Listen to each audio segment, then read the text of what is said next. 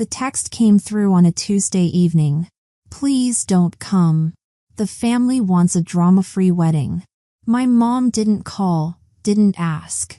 Just sent those words like she was canceling a dentist appointment. Then my sister Victoria liked the message. One little heart emoji. Like uninviting me was something to celebrate. I sat there in my apartment, phone in hand, staring at that notification. And something inside me just stopped. Like a machine that finally quit running after years of being pushed too hard. I typed back 2 words, great choice. Then I did something they never saw coming.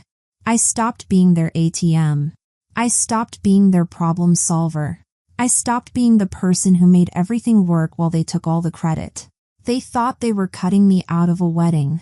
What they actually did was set me free. My name is Cassandra, and this is the story of how my family uninvited me from my sister's wedding, the wedding I'd been paying for, and how I finally stopped letting them treat me like I was disposable. Let me back up so you understand how we got here. Growing up, I was never the favorite. Not even close. My sister Victoria was the golden child. Beautiful, charming, the kind of person who could walk into a room and everyone would just notice her. Make space for her. When I walked into a room, people handed me their problems to solve. My mom, Catherine, acted like she was running some kind of perfect family empire.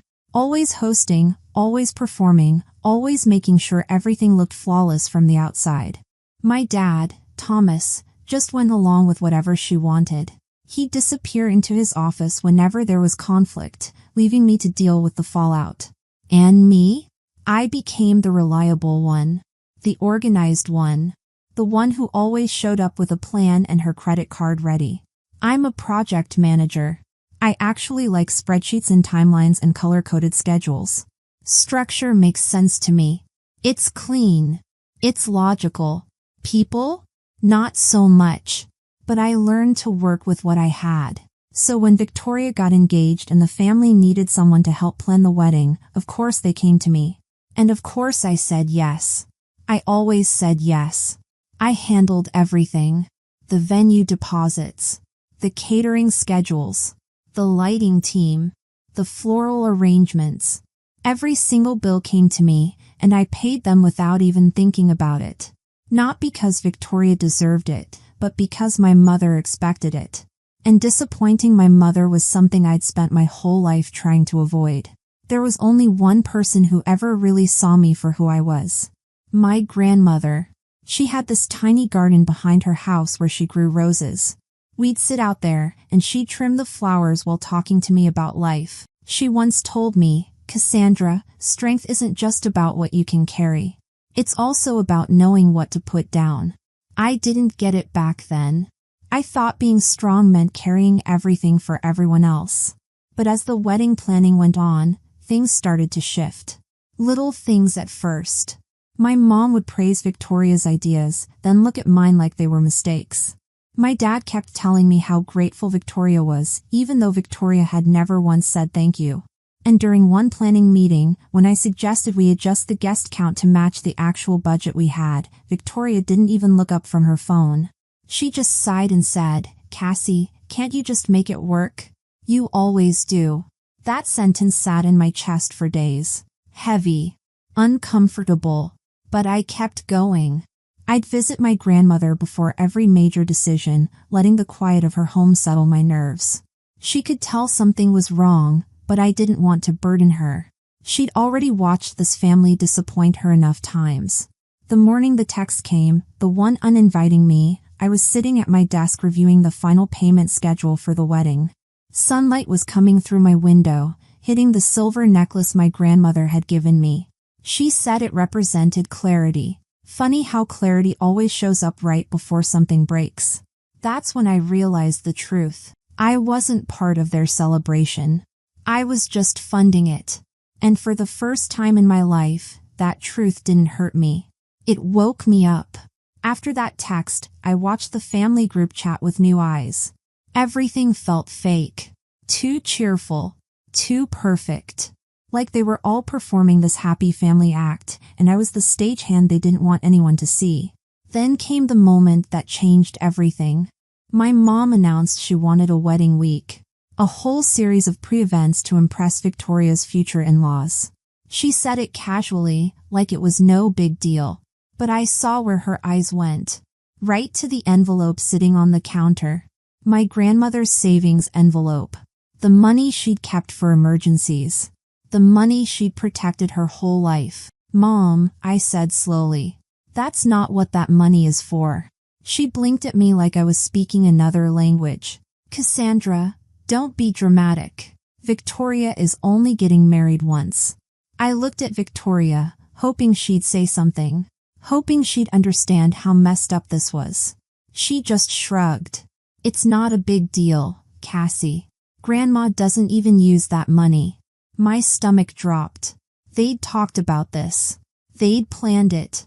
They were going to take my grandmother's emergency fund to pay for party decorations and champagne. A few days later, I took my grandmother to a dress fitting for the wedding. While she stood in front of the mirror, adjusting the fabric, she whispered to me, I heard your mother talking. They're preparing things without you. Her voice shook when she said it. Not from fear, from truth. I didn't know what to say. The fitting assistant called us over before I could respond. 2 days after that, everything fell into place. I stopped by my mom's house to drop off the finalized timeline for the rehearsal dinner. Victoria was on the couch, scrolling through her phone. When she saw me, she barely looked up. Oh, she said. Didn't know you were coming by. Not hostile, just dismissive, like I was a delivery person who'd shown up unannounced. My mom walked in from the kitchen. We're confirming the guest seating. Victoria found a better layout than the one you sent. Better. Not kinder. Not more practical. Just better, because it came from Victoria. Then Victoria's phone lit up. I saw the notification. My mother's text. The one that had uninvited me. And I watched Victoria's thumb tap the little heart icon next to it. Right there. Right in front of me. She liked the message that told me not to come to the wedding I'd been paying for. She didn't even look up. Just locked her phone and said, It's for the best, Cassie. Everyone agrees. Everyone. I stood there, staring at the two of them. The air felt too thick to breathe. My grandmother's words echoed in my head. They're preparing things without you. This wasn't a mistake. This wasn't some miscommunication. This was intentional, calculated, cruel. And in that moment, I understood. I wasn't dealing with people who'd made a bad choice. I was dealing with people who'd planned this. That night, I sat alone in my apartment with my laptop open. Every wedding payment I'd made was right there on the screen. Line after line. Venue deposits. Catering schedules. Floral installments. Lighting adjustments. It looked less like a celebration and more like a receipt for my own erasure. For years, I'd told myself my family didn't mean to take advantage of me. That I was helping. That my support made things easier for everyone. But staring at those numbers, I finally saw it. They weren't relying on me. They were using me up. My phone buzzed. Another group chat message. Victoria sending the updated seating chart. Mom wants my layout instead. No, please. No, thank you. No acknowledgement that I'd spent hours on that plan. I closed the laptop. My hands didn't shake. I wasn't crying. I felt calm, clear, like something inside me had finally aligned. I opened a private message to my mother and typed, "Great choice." Then I added the sentence they weren't expecting, "Then you'll be free of my payments too." I hit send. The silence after that felt almost sacred.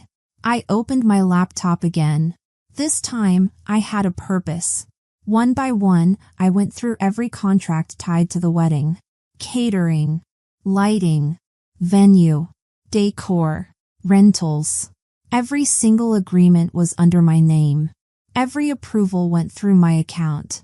The authority they'd assumed was theirs had always been mine. I didn't need to argue with them. I just needed to stop enabling them. I emailed every vendor. Professional. Clean. To the point. We will not be moving forward. Please cancel the pending invoice. Do not process additional payments. I didn't explain why. I didn't vent about family drama. This wasn't revenge. This was setting a boundary. As I worked, a strange calm filled the room. Not satisfaction. Not anger. Just alignment. Like I was finally acting in a way that matched what I actually felt inside. Around midnight, someone knocked on my door. My grandmother. She looked small standing there in the hallway light. She came inside and sat on my couch, smoothing her skirt the way she always did when she was gathering courage. I know they hurt you, she said quietly. But you don't have to carry them anymore. Her voice trembled. And that, more than anything, broke something open inside me. My family had treated her the same way. An afterthought. A resource to be drained. She knew exactly what it felt like to love people who didn't protect you. I took her hand. I'm done carrying them, Grandma. I'm choosing us this time. She nodded. Her eyes were shining. Not with sadness. With something that looked like pride. Before she left, she whispered, when they come home, we'll be ready. And for the first time in my life, I believed her. The morning my family was scheduled to return from their trip felt weirdly quiet. Like the whole city was holding its breath. My grandmother sat at my kitchen table, folding and unfolding the same napkin. Her eyes kept drifting to the window. I made tea just to keep my hands busy. The reality of what was about to happen settled deeper into my chest with every minute that passed. I checked my phone one last time. No messages from my family. Not even a quick update about their flight. Of course not. As far as they were concerned, I didn't exist unless they needed something fixed. But today, they were going to need something else entirely. Are you sure you're ready? My grandmother asked softly. I nodded. More than ready. We got to the airport early. My grandmother held my arm as we walked through the terminal. She didn't say much, but her presence was the anchor I'd needed my whole life. Steady. Warm. Honest. Our attorney, Grant, met us near the arrivals hall. He was calm, collected. The kind of person who made chaos feel manageable. He nodded at us and opened a folder. Everything's in order, he said. We'll wait until they exit baggage claim. They'll likely approach you first. Be prepared for that. Prepared for their version of the story? I murmured. He smiled faintly. People who depend on you rarely prepare to face a world where you've stopped giving. My grandmother squeezed my hand. A rush of movement pulled our attention to the sliding doors. Passengers started coming through, tired faces, wrinkled clothes, dragging suitcases. Then I saw them. My mom leading the way, back straight, face sharp like she'd just returned from a victory tour. Victoria followed, dragging an overstuffed suitcase. Connor, her fiancé, walked behind with his face buried in his phone. For 1 second, old instincts kicked in. The urge to greet them. To smooth things over. To make myself small enough to keep the peace. But that version of me belonged to a life I didn't live anymore. My mother spotted us first. Confusion flickered across her face. Then irritation. What are you doing here? She snapped, pulling her coat tighter. You didn't need to pick us up. We already have a ride. We're not here to pick you up, I said. Victoria rolled her eyes. Then what? You're here to apologize for ruining our wedding plans? My grandmother inhaled sharply. Grant stepped forward before I could speak.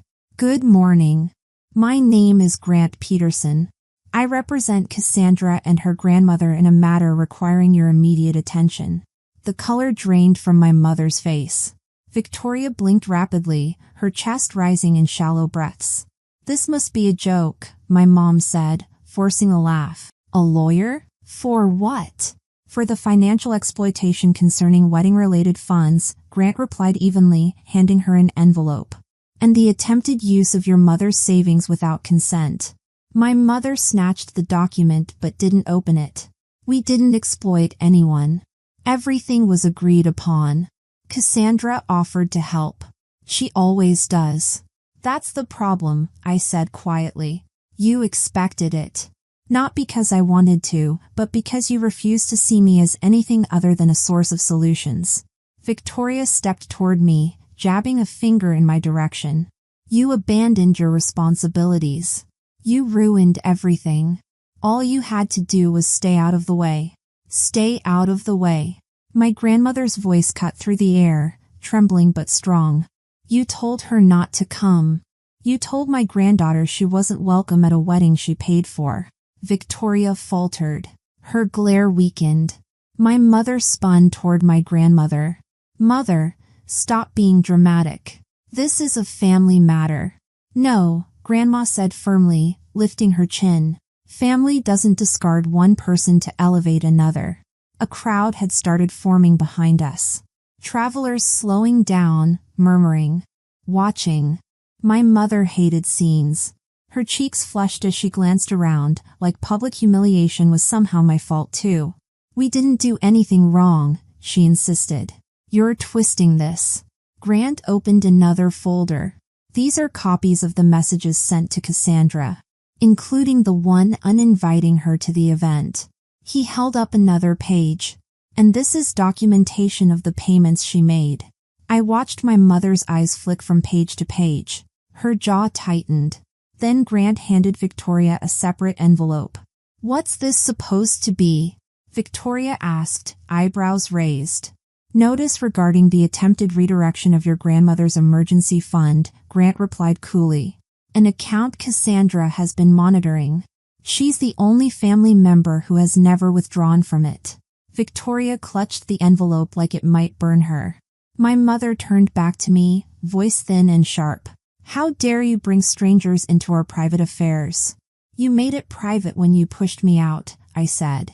And you made it legal when you tried to use Grandma's savings because you ran out of mine. Connor, who'd been quiet this whole time, finally spoke. Look, can we all calm down? This is getting blown out of proportion. Blown out of proportion? My grandmother repeated. You encouraged Victoria to ask for more. More money, more support. Things she never earned. Connor's jaw tightened. That's not. Stop, Victoria snapped at him. Just stop talking. Something inside her seemed to deflate. Her shoulders sagged. Her bravado leaked away in slow, painful beats. She looked less like the glittering bride she'd imagined herself as, and more like a child caught doing something she knew was wrong. My mother's hand shook as she shoved the documents back at Grant. We can fix this. Just tell us what you want, Cassandra. I took a breath, steady and sure. I want you to understand that I'm done, I said. Done being your safety net. Done paying for consequences you never learn from. Done pretending we're a family when you treat me like a mistake. Silence stretched between us. Heavy. Suffocating. Then Victoria whispered, so you're punishing us. I shook my head. No. I'm protecting myself. Grant stepped in again. There are steps you'll need to follow. You'll have to respond to these notices within the given time frame. And until this matter is resolved, you're not permitted to access the grandmother's accounts. My mother finally opened the envelope. Her eyes scanned the first line. Her expression crumbled, fear replacing indignation. This could get us in trouble, she whispered.